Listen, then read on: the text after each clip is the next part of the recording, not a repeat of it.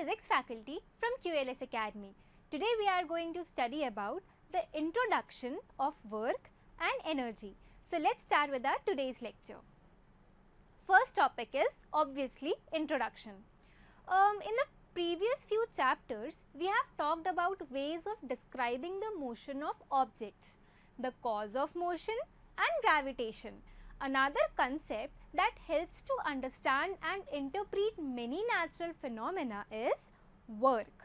इस चैप्टर में हम वर्क के बारे में पढ़ेंगे. Let's find out what work is. But उससे पहले कुछ चीज़ें जानते हैं. We all know that all living being needs food. सारे के सारे लोगों को फूड की ज़रूरत होती है. And from food they get energy to perform life processes. ठीक है, फूड से उनको क्या मिलता है? Energy. So in this chapter we will study about the energy which they should have to do the work. ठीक है, तो आते हैं हमारे फर्स्ट बेसिक टॉपिक पर, that is work. So what is work?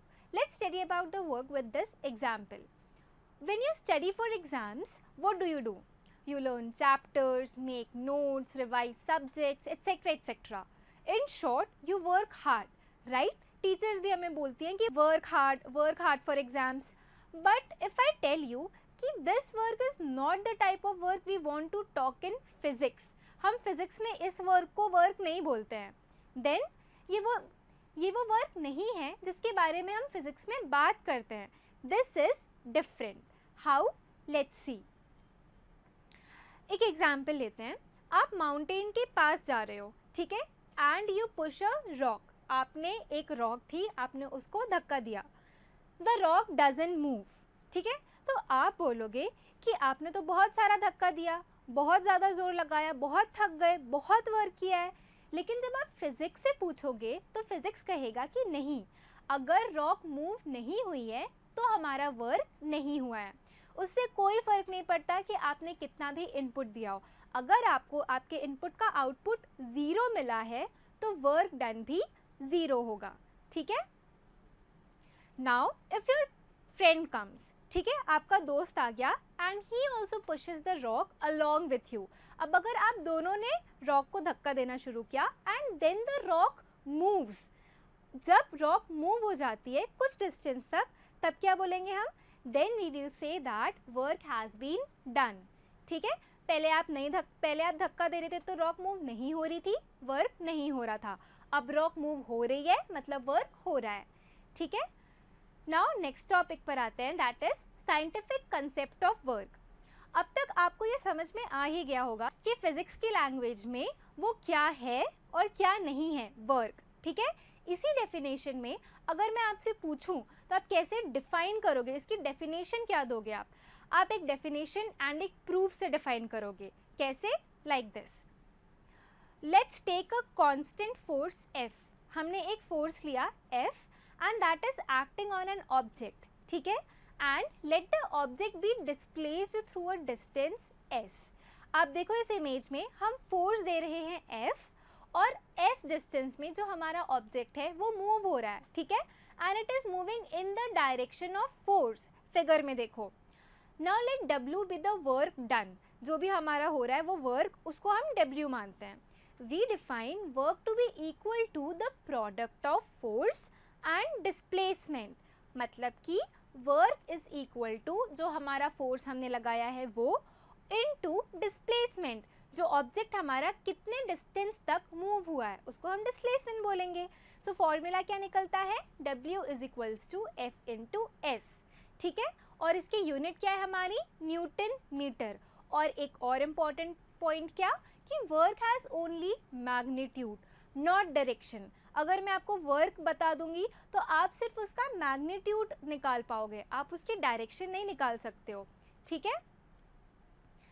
Now अब ये तो हो गया हमारा डेफिनेशन ऑफ वर्क. अब आते हैं हम इसकी यूनिट पर. इसकी जो यूनिट होती है वो होती है जूल. तो व्हाट इज 1 जूल? अगर मैं आपसे पूछूं तो आप ये क्या बोलोगे? If F is equals to 1 newton, अगर फोर्स हमारा 1 न्यूटन का लग रहा है, and S displacement is equals to 1 metre. F is equals to 1 newton के फोर्स देने पर हमारा जो डिस्प्लेसमेंट हो रहा है वो 1 मीटर हो रहा है, then the work done by the force will be 1 newton metre, ठीक है, क्योंकि F इंटू एस हो रहा है. So here the unit of work is newton metre. Newton metre को हम जूल भी बोलते हैं, और जूल कैसे रिप्रेजेंट होता है, J से. So 1 joule is the amount of work done on an object when a force of 1 Newton displaces it by 1 meter along the line of action of force. ठीक है, तो ये आप समझ गए. अब एक क्वेश्चन करते हैं. A force of 7 Newton acts on an object. एक ऑब्जेक्ट है जिस पे फोर्स लग रहा है 7 न्यूटन, ठीक है. The displacement is say 8 metre. जो आपका डिस्प्लेसमेंट हो रहा है फोर्स की वजह से, अगर वो 8 मीटर हो रहा है इन द डायरेक्शन ऑफ फोर्स, मतलब आप जिस डायरेक्शन में फोर्स लगा रहे हो उसी डायरेक्शन में ऑब्जेक्ट भी मूव हो रहा है, ठीक है. ये हमारा क्वेश्चन है. Now let us take that the force acts on the object through the displacement. Now what is the work done in this case. आप ये ड्राइंग बनाओगे सबसे पहले और वर्क निकालोगे. वर्क क्या होता है, F इंटू एस. F क्या है, 7, S है हमारा 8, तो 7 into 8 is equals to 56 joule, ठीक है. अब एक और थोड़ा अच्छा क्वेश्चन करते हैं. A porter lifts a luggage of 15 kg from the ground and puts it on his head 1.5 metre above the ground, ठीक है. एक पोर्टर था, उसने 15 किलो का लगेज उठाया ज़मीन से और अपने सर पर रख लिया, और उसका सर और ग्राउंड के बीच में डिस्टेंस कितनी थी, 1.5 मीटर. क्वेश्चन क्या कह रहा है, calculate the work done by him on the luggage. अब उसने कितना वर्क डन किया उस लगेज के ऊपर. तो देखो यहाँ पर आपको F नहीं गिवन है, आपको मास गिवन है. मास कितना गिवन है, 15 kg, और आपको डिस्प्लेसमेंट गिवन है 1.5 मीटर. अब आपको तो F इज इक्वल्स टू ये पता है ना, M इंटू जी होता है, हमने पहले पढ़ा था, और G की वैल्यू हमें पता होती है. तो हमारा टोटल इक्वेशन क्या आ जाएगा, 15 किलो, ठीक है, इंटू 10, क्योंकि हमारा G की वैल्यू क्या होती है, 10 इंटू 1.5.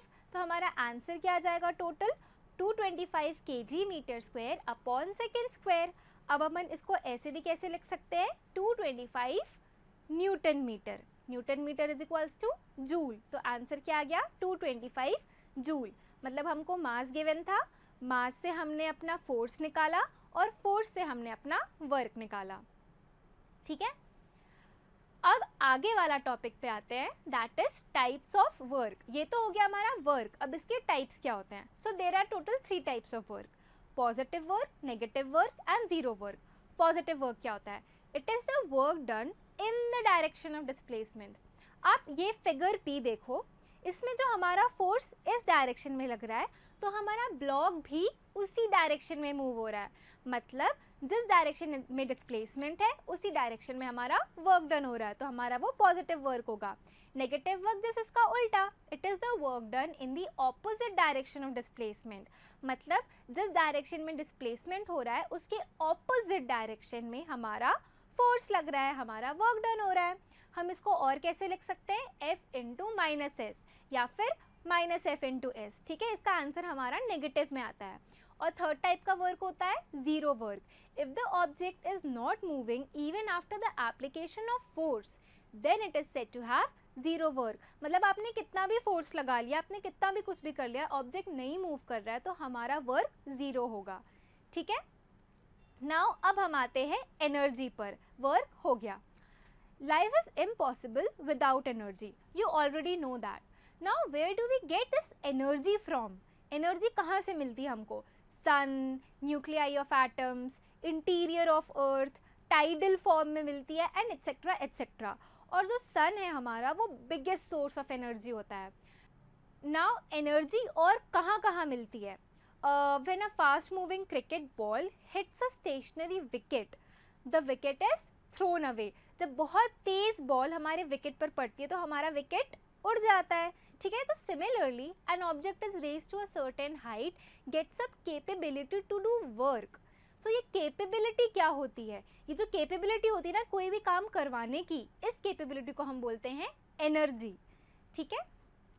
नाउ ये एनर्जी इन ऑब्जेक्ट्स में आती कैसे है, उस बॉल में एनर्जी कैसे आई, उस विकेट में एनर्जी कैसे आई, ये आती है दूसरे ऑब्जेक्ट से. कैसे, देखो. An object having capability to do work is said to possess energy. अगर कोई ऑब्जेक्ट वर्क कर सकता है मतलब कि उस ऑब्जेक्ट के पास एनर्जी है, तभी वो वर्क कर रहा है. The object which does work loses energy and the object on which work has been done gains energy. मतलब जो ऑब्जेक्ट हमारा काम कर रहा है उस ऑब्जेक्ट की एनर्जी लूज हो रही है और वो ऑब्जेक्ट जिस चीज़ पर काम कर रहा है उस चीज़ पर हमारा एनर्जी बढ़ रही है.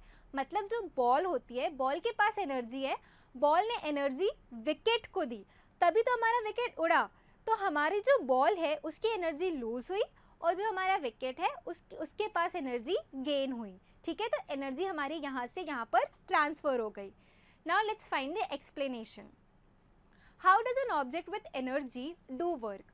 देखो, जिस ऑब्जेक्ट के पास एनर्जी होती है वो अपनी एनर्जी दूसरे ऑब्जेक्ट को देता है एंड ये ट्रांसफर ऑफ एनर्जी को हम क्या कहते हैं? Work. So can we say that any object that possesses energy can do work? Yes. अब ये मेजर किस टर्म्स में की जाती है? It is measured in the terms of capacity to do work. ठीक है, तो if I ask you the definition of unit work, तो आप क्या कहोगे? It has the same definition as that of work. 1 joule is the energy required to do 1 joule of work. Obvious सी बात है ना, 1 joule of work करने के लिए कितनी एनर्जी रिक्वायर्ड है? 1 joule.